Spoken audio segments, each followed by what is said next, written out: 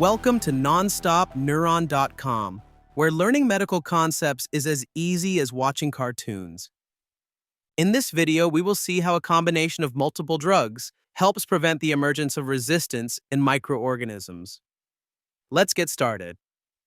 First, what is resistance? When we administer antimicrobial drugs to treat infections, some bacteria sometimes develop mutations that render the drug ineffective against them. In such a case, although the drug kills the rest of the bacteria, the mutated bacteria continue to grow. This eventually gives rise to a new strain that is entirely resistant to the drug. This is called resistance. The development of resistance is bad because it reduces the number of drugs available to treat that infection. However, the resistance can be prevented significantly by combining multiple drugs. We know that resistance to different drugs develops by different mechanisms, right? This plays a key role in preventing the emergence of resistance. But how exactly? Let me explain. Let's say the bacterial load on the patient is 1 trillion. Or in simple words, there are 1 trillion bacteria in a patient's body. With 2 drugs available, we have 3 options to treat this infection. One is giving drug A alone. The second is giving drug B only. And the third option is to give a combination of both. Now, if the probability of developing a mutation against drug A is 1 in a million out of 1 trillion bacteria, about 1 million bacteria will develop resistance. This number is enormous.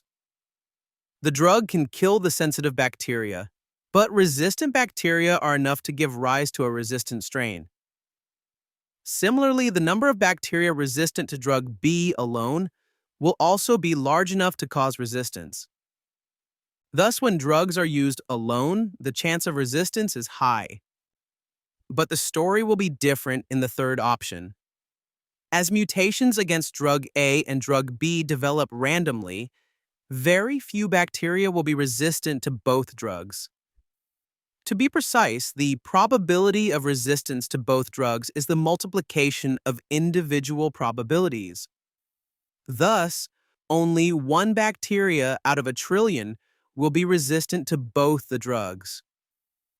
Bacteria sensitive to both drugs may be killed by any of them. Those resistant to drug A only will be destroyed by drug B, and those resistant to drug B only will be killed by drug A. This double attack leaves very few surviving bacteria, and they can be easily handled by our immune system. As no bacteria survive the overall attack, there will be no emergence of resistance. Thus, when given together, the drugs make it difficult for bacteria to develop resistance to each other. This strategy is crucial for chronic infections, which often require prolonged treatment. This is because the chances of developing resistance are higher in such cases. For example, tuberculosis, leprosy, HIV, etc. Therefore, we use drug combinations when treating such conditions. On the contrary, in the case of acute infections, the chance of developing resistance is very low. So, this strategy is not that relevant in acute infections. I hope you now understand how exactly the drug combination prevents the development of resistance. Before we see the summary, I'd like to tell you about my website, NonstopNeuron.com. It has over 300 animated videos providing in-depth explanations of medical concepts.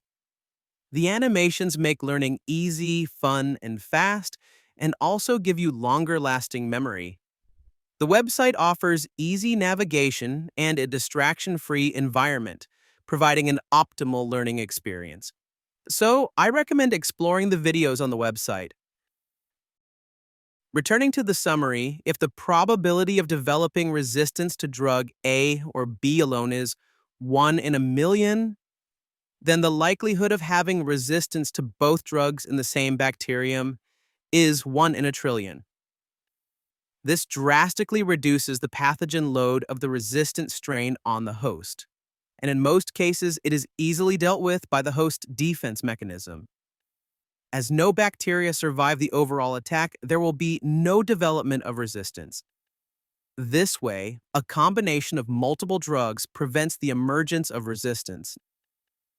Now, the bonus point is a puzzle for you. If we add one more drug in the combination, what will be the probability of bacteria having a resistance to all three drugs? This visual is a hint for the answer. Write your answer in the comments. That's it for this video. If you liked it, please share it with your friends and colleagues too. And don't forget to visit the website, which is the best place to explore my videos. Thank you for watching. See you in the next video.